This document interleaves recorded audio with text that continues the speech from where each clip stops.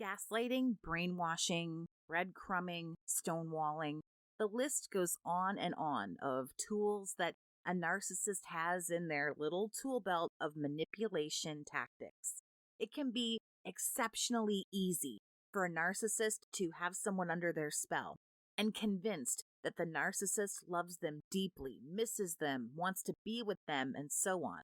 But I promise, survivor, you don't matter, and the narcissist really couldn't care less. In this video, I will be proving that you are no big loss. There is information on your screen right now if you are interested in chatting with me one-on-one. Now, in no real particular order other than the one I wrote them in. Number 1, they move on in a flash. It's very clear that if someone loved you deeply and cared about you, it would make sense that after a breakup, they would take at least some time to heal. Even when we initiate a breakup, it still hurts. A relationship is coming to a close, regardless of who's closing it. We need closure, we need to grieve, process, maybe even take some time for self-reflection on what happened and how we behaved. Narcissists participate in what's called monkey branching. They hold on to you while leaning forward and looking around for that new branch that will support them. Once they find it, they reach out and grab hold, but they don't let go of you. They hang, suspended in the air, in limbo, again, until they make sure the new supply sticks, and only then do they decide to let go of you. They have this new flame before they even leave you, or they're at the very least talking to other people. So, how much can someone be into you when they're just not even slowed one bit by a breakup? They don't even hesitate for 1 second. In fact, they're on to something else before it's even over with you. The narcissist I was with for 1.5 years went on a date with the new supply and dumped me 6 days later, I come to find. There was probably another date or two that I don't know about. And about 10 days after that, they were sucking face on Facebook. So 18 months and he could move on in 2 weeks, but technically somebody was there before I was even discarded. So in the end, how much did I really mean to this person? Clearly not very much at all. Not to harp on this topic, but a key thing to know about highly narcissistic people is they have a very, very short attention span. They need the drama, they need the excitement. Some of them even need to keep doing things that are very risque and maybe very upsetting to other people. So really, in about 3 to 6 months, the new car smell is gone and they're bored of you. Regardless of whatever kind of a person you are, they're bored. It doesn't mean they discard you. They keep you if you're good supply, but they're already looking for more fun and more excitement and another fling. So if they're over you in 3 months, it makes moving on pretty easy for them, doesn't it? I mean, there's no emotional attachment there. But I digress, because this could be a whole thing on its own. Number 2, you don't matter because they can go silent forever. If I really, really love you, it would be difficult for me to just cut you off and go days, weeks, months, maybe longer without talking to you. I would want to talk to you. I would want to know how you are. What's new? Are you okay? What are you doing? And I think normal people do that and want to know that. A narcissist? Nah. They can discard you without a word and go forever without ever talking to you again. Again, I know this because I was ghosted. I was discarded. They love you so much, right? They could stop caring as easily as flipping a switch and be gone for over 3 months, just like what happened to me. No, I'm sorry. That just doesn't simply make sense, and nothing anybody tells me can ever make it make sense. Somebody who cares about you, even if it doesn't work, which is okay. People are allowed to be different and not work, but someone who cares has a conversation, an exit interview. They give you some semblance of closure, although closure is a little bit more so up to you, but nonetheless, there's finality. You know where you stand with this person. Everyone's moving on and it's very clear. But just going days without talking shows you exactly where you stand in the land of the obsolete. Number 3, they don't want you to be independent. There is something to be said for a person who wants you to think what they want you to think. You have to believe them and trust their narrative and what they say. Not only are you not allowed to believe what others are telling you or, listen to somebody else, you're also not allowed to listen to yourself. They tell you what the truth is. They tell you what their truth is. They tell you everyone is a liar. You're nuts to the point where you can't even trust yourself. No one who loves you and feels like you really matter to them wants you to be reliant on them for the truth and for what's going on. You are encouraged to think for yourself, to be your own person, and to come up with your own answers with your own way of thinking. Number 4, you don't matter, because if you did, they would provide you safety, but they don't. The last thing a narcissist will ever do is put your mind at ease about anything. They're not in this relationship to quell your anxieties and make you feel better about anything. You can tell them about a topic or a situation that makes you upset or nervous. Yeah, they just really don't care how you feel about anything. A narcissist does not want to be responsible for anything, and that includes but is not limited to your safety, your security. Do you feel supported? Is this stable? A narcissist thrives on literally the opposite, which is chaos. If they loved you and cared for you, they would want you to have peace of mind. They would want you to feel safe and sound. They would want you to feel secure in the relationship.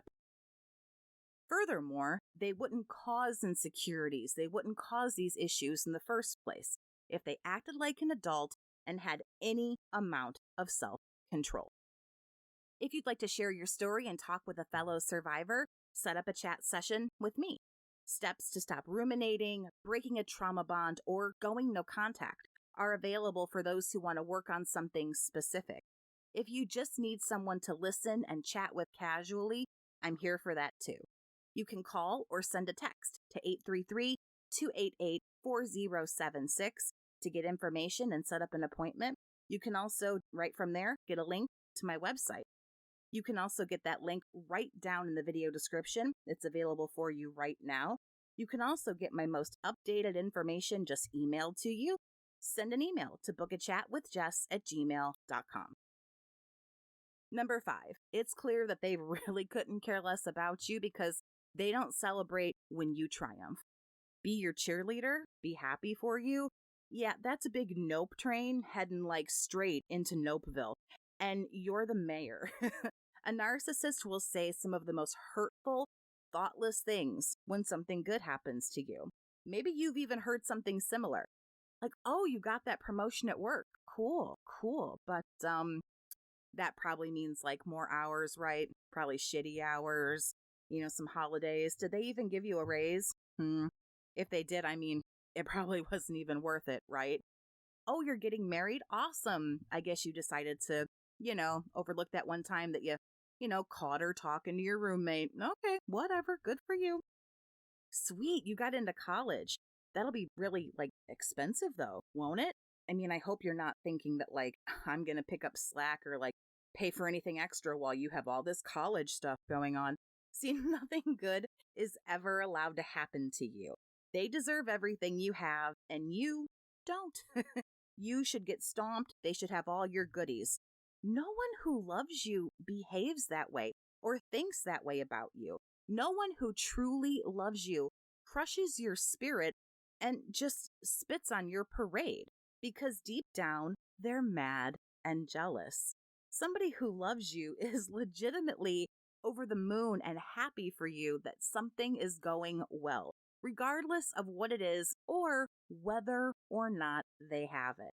I'm not married. I would be thrilled to hear somebody close to me was getting married. Why would I take that feeling away from them? They're my friend or someone in my family. I love them. I care about them. And the fact that a narcissist doesn't do this is extremely telling. Number 6, they're taking everything out on you. And scapegoats know this better than anybody else. A narcissist will use you as a punching bag. When anything bad happens, they rage at you. They make it your fault. They go on and on relentlessly, mercilessly. Now, I need to be clear. Everybody has bad days. We yell at others. We're short, we're snippy, and we do that when we have a lot on our mind. Maybe we don't feel very good, or we're just angry and we let it out the wrong way. However, well-adjusted adults reflect, understand they did something wrong, take that responsibility. They know it's wrong. They reach out. They apologize. They mean it. They attempt not to do it again. And we explain why we did what we did. A narcissist? No, that's just not going to be a thing that happens.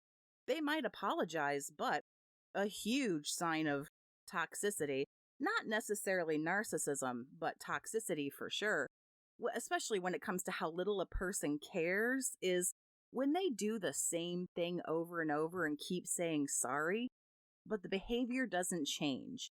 It's words versus actions. Doing the same thing proves they don't care. They know apologizing to a person just allows the behavior to continue again and again. It's really important to identify when someone has an opportunity to learn and grow and become better. And when they don't, when they choose not to, when they choose to give you a fake apology and continue to abuse you, it is very telling. An unwillingness to do better is, again, not necessarily narcissism, but it's toxic. It shows low interest, low investment, and you don't want to deal with it. Someone is not willing to learn about you, understand you, and maybe evolve into a better friend, partner, whatever for you. Yeah, you don't want to deal with it. Number 7, they're nice to everybody except you. They smile and they chat politely to the waitstaff, but they lash out at you in the car 10 minutes later. They are charming the pants off of your family at the cookout, but nobody knows that you've been gaslighted all week about why they didn't get home until 4 a.m. the other night, or morning, I guess. When they smile at a stranger and lash out at you, they know what they're doing. There is a certain amount of self-awareness with all of them. Nobody who cares about you treats you worse than they treat a stranger, and it's clear that they understand what they're doing. They know who they need to impress, who they need to charm, and who they can care so little about because you've outstayed your welcome, and you just get the rest of this person. You get the leftovers. But they love you? Yep. Again, you'll never, ever be able to convince me that they love you. So what did I miss on my list here today? Do I have it all wrong? Share your thoughts, opinions, and comments, of course, right down below the video. Thank you so much for listening. Have a great day, Survivor, and take care of yourself.